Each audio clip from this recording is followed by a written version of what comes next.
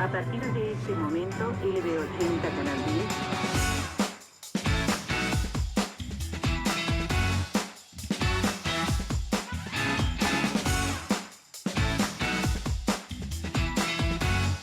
Ha nacido el color en la Argentina. Canal 10 de Córdoba, Cerros.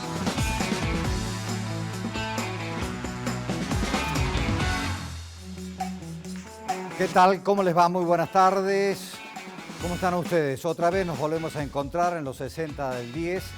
Hoy para hablar un tema que tuvo una repercusión, una onda expansiva más allá de los hechos, porque prácticamente hizo temblar a la República Argentina y en la medida que pasaban los días mucho más. Me estoy refiriendo a aquel fatídico 3 de noviembre de 1995, cuando explotaron los polvorines en la ciudad de Río Tercero, con todo lo que trajo aparejado después, tanto al gobierno del presidente Menem, con los juicios que se llevaron adelante, incluso a Camillón, que era el ministro de Defensa, al general Balsa, que era comandante jefe del ejército, y también a las autoridades por entonces de la fábrica militar de Río Tercero, una fábrica pujante que le dio prácticamente esplendor a la ciudad a partir de los puestos de trabajo. La mayoría de la población de Río Tercero trabajaba o bien en la fábrica militar o en el polo químico que está ahí al lado de lo que es la fábrica militar de Río Tercero. Hoy hablamos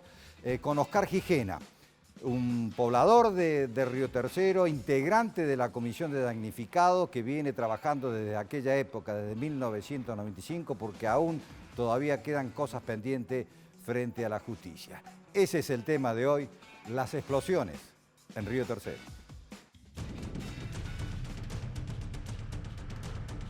Ocurrió el 3 de noviembre de 1995. Una serie de explosiones conmocionó a la ciudad de Río Tercero. La tragedia dejó un saldo de 7 muertos, cientos de heridos y graves destrozos. En 2014, la justicia determinó que las explosiones fueron intencionales. El motivo del atentado fue encubrir el tráfico de armas a Ecuador y Croacia. 4 altos funcionarios de la fábrica militar fueron condenados. Esta noche recordamos las explosiones en la fábrica militar de Río Tercero.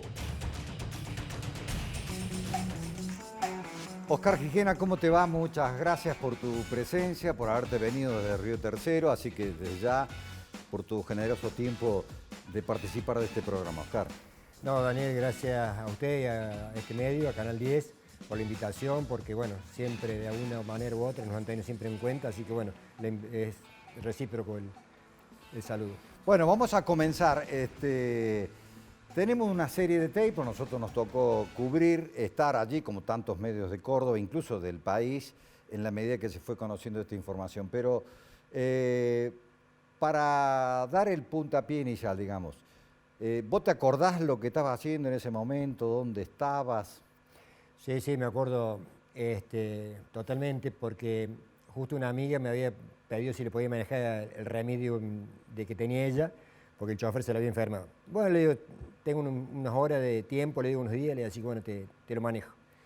Y estaba cerca donde estaba el hospital Zonalante, estaba ahí a la vuelta, y bueno, y cuando ocurre lo que nosotros decimos, la primera explosión, yo pensé en ese momento que era una planta de GNC, de una empresa de Río Tercero de GNC que estaba ahí, y yo haber trabajado 3 años en la planta de carga, yo soy radiólogo industrial, yo trabajé 3 años en la planta de carga haciendo control radiográfico de los proyectiles, así que cuando me di cuenta, yo no, esto es la fábrica, digo. Y lo primero que hice, salí en el auto a buscar a mi cuñada, que vivía a 400 metros de la fábrica, frente a la NET, vivía, claro, por la calle Tucumán. Y bueno, ella hacía poquito la habían operado de un aneurisma cerebral y cuando se ponía nerviosa perdía la fuerza en las piernas y en los brazos. Así que lo primero que hice fue atinar a ir a buscarla a ella. ¿Vos vivías todavía en Barrio Escuela, no? No. Yo en ese momento ya estaba viviendo en Barrio Panamericano, que está cerca del Aeroclub, digamos. Claro, cerca en Barrio del IPB, que nos salimos allá por el año 85, salimos adjudicados con las viviendas. Ah, bueno.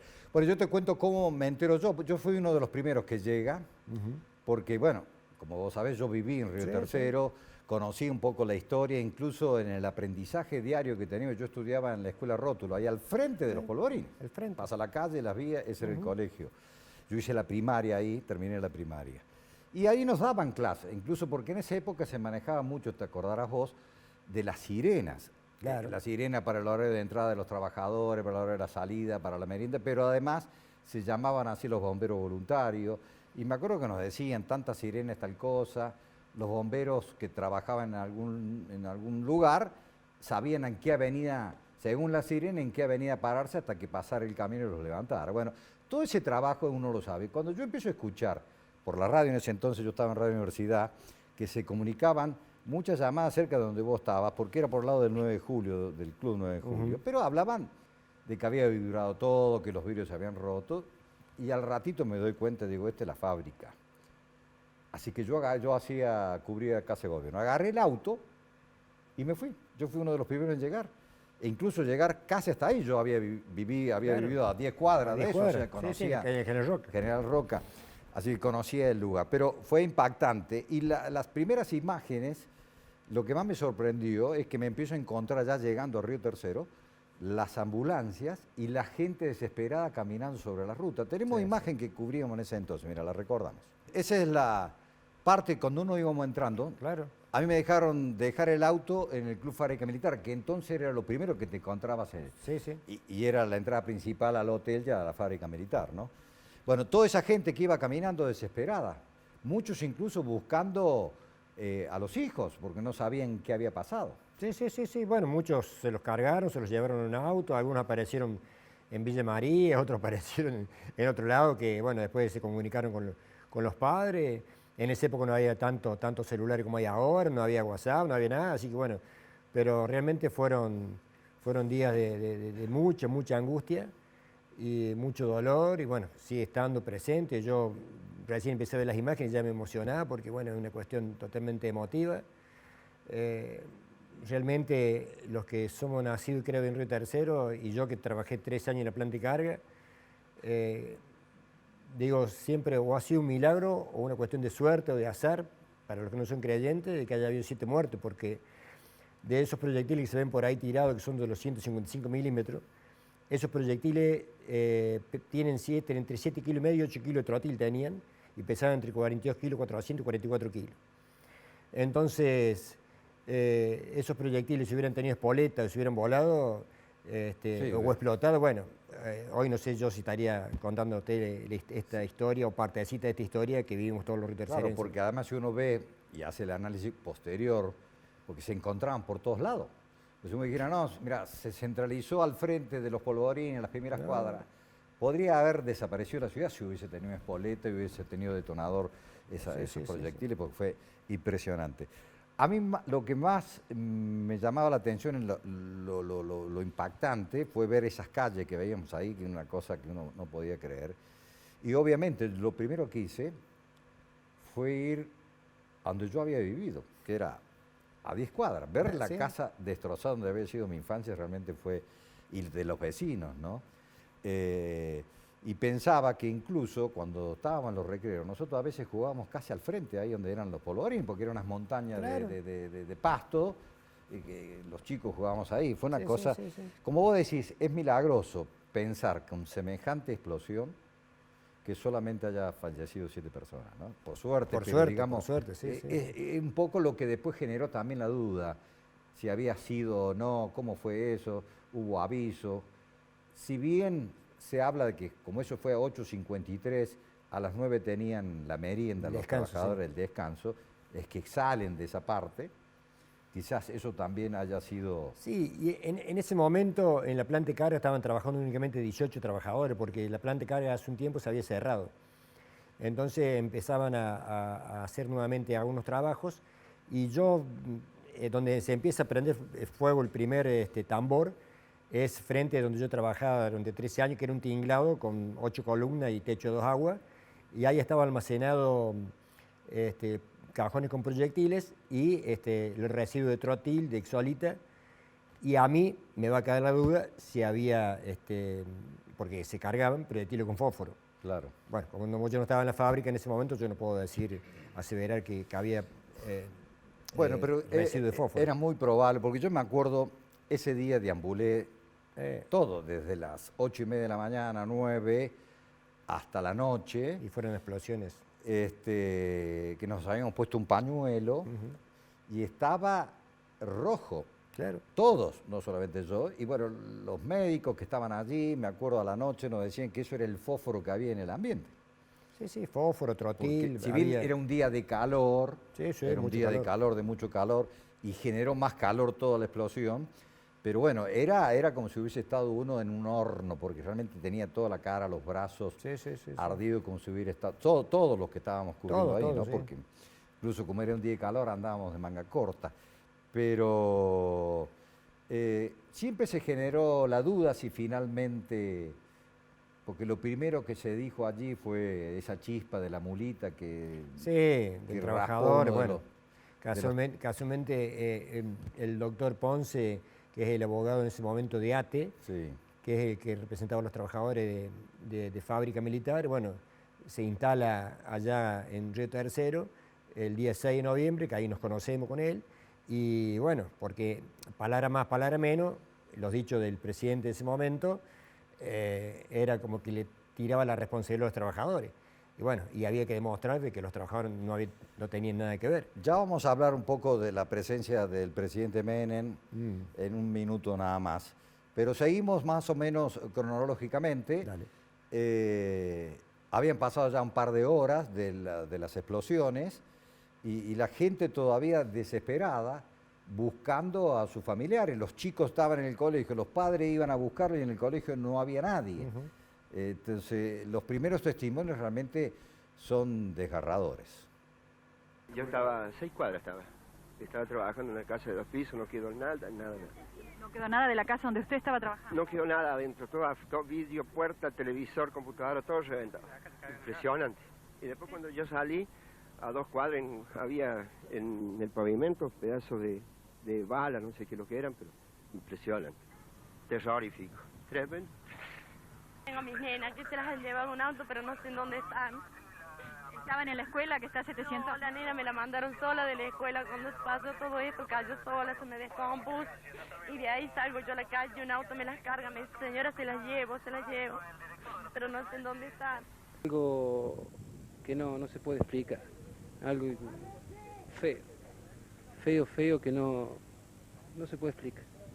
No se puede decir nada porque uno quedó destruido, sin fuente de trabajo, sin casa. ¿Vos vivís por acá en este barrio? Sí, yo vivo en el barrio Fábrica. Se me cayó toda la casa.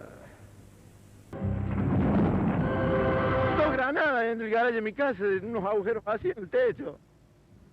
¿Había alguien en tu casa? No encuentro a nadie, no sé si se han ido, qué les ha pasado. Mis hijos están en la escuela, mi esposa con el bebé, no sé dónde está. Está todo destruido, la heladera doblada, las ventanas rotas.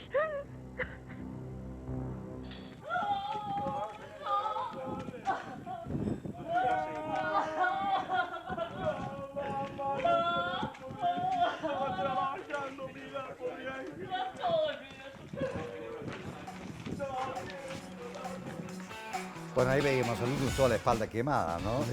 Cerca de allí. La verdad que uno, a pesar de los años, se emociona ver esa imagen, la situación de esas personas, ¿no? Porque incluso en las primeras horas, después tuvimos la suerte de hablar con un policía que venían como haciendo un conteo, un recuento, un poco de los daños, pero fundamentalmente de las víctimas. Ya se hablaba de muy pocas víctimas, era un poco no creer, porque ver las casas que habían desaparecido, las que están al frente mismo de la fábrica, imposible que no haya muerto, no quedaba nada, ni los cimientos. Era como si hubiese pasado una topadora. Totalmente. Era increíble ver eso. Era como la guerra que uno ve en otros países de Oriente. Claro, porque viste, en uno por allí Ucrania. ve ventanas rotas, cosas, pero la primera cuadra, la que está al frente del alambrado, directamente desapareció. Desapareció, no quedó nada. No quedó Y nada. uno dice, ¿cómo? Pues, pero alguien tiene que haber habido en la casa. Y bueno, esas cosas. Y era ¿no? temprano, por eso, viste, de 9 de la mañana, entonces muchos chicos a lo mejor que no iban a la escuela a la mañana podrían estar durmiendo. Bueno, por eso digo, un Fue milagro. todo una desgracia con un milagro, porque incluso en algún momento se especuló si había habido algo como para que alguna motivación como para que la gente se fuera y entonces no estuvieran tan cerca. Nunca se supo nada de eso, siempre fue así. El destino quiso que sea eso. Y bueno, recordaba precisamente eso, el primer conteo, digamos así, porque nos encontramos con uno de los policías que estaba haciendo ese trabajo. Nosotros estamos haciendo un chequeo de todo el barrio colindante a la fábrica militar, a efecto de tratar de determinar heridos o fallecidos. Gracias a Dios, hasta ahora el barrio ha sido prácticamente totalmente evacuado y con la brigada de explosivos estamos procediendo al retiro de toda aquella munición que ofrezcan un peligro. ¿Hay muchas de estas municiones? Hay muchísimas y los daños son, como ustedes lo pueden observar, en las viviendas, totales casi. ¿Heridos? Hasta ahora no conocemos. Hasta ahora no conocemos. Mientras tanto siguen las explosiones y cada vez más fuertes. Siguen las explosiones, sí. La zona propiamente dicha de la fábrica todavía es inaccesible para el trabajo. Bomberos, repito, está trabajando en la zona colindante de los barrios juntamente con la brigada de explosivos, gente del grupo Éter y a efectos también de evitar el saqueo, por supuesto. Y además, fíjate vos, porque en esos primeros momentos, las primeras horas, el desconcierto, además de no quedar nadie, porque la población se autoevacuó, más de 17.000 personas en 15, 20 minutos empezaron a caminar para Tancata, para Almafuerte, sí, sí, para donde les daba la posibilidad de correr, ¿no? Entonces uno podía caminar y me pasó, y nos pasó a otros colegas, que nosotros veíamos los proyectiles. Y claro, la curiosidad misma, los manipulábamos, podrían haber explotado, por suerte que hasta ese entonces no sabíamos que no tenían espolete ni tenían... es más, hay una crónica que hace nuestra compañera Nelva Manera, precisamente, que muestra, a pesar de haber impactado y abollado a la punta, no había detonado, lo recordamos. Mientras la policía nos advierte sobre el peligro de estos proyectiles, que muchos de ellos están vivos, según el término que usaron, nosotros quisimos mostrar que está totalmente desactivado, para comparar el tamaño y el peso que tienen, ¿no? En este estado quedó el R-12 que fue atravesado por un proyectil, quedando en este estado, y yo creo que las imágenes son por lo demás elocuentes. El Renault 12 estaba estacionado frente a la Escuela Secundaria Comercial de Río Tercero. Bueno, allí estaban, ¿no? Esos fueron los primeros conteos, por ahí no se sabía nada todavía, todo el mundo angustiado, buscando familiares, pero vamos a seguir hablando y vamos a ir en la medida que fueron incrementándose las horas también para entrar un poco más después en detalle con lo que fue la presencia del presidente Carlos Menem. Oscar, vamos a hacer la primera pausa y ya volvemos. Bueno.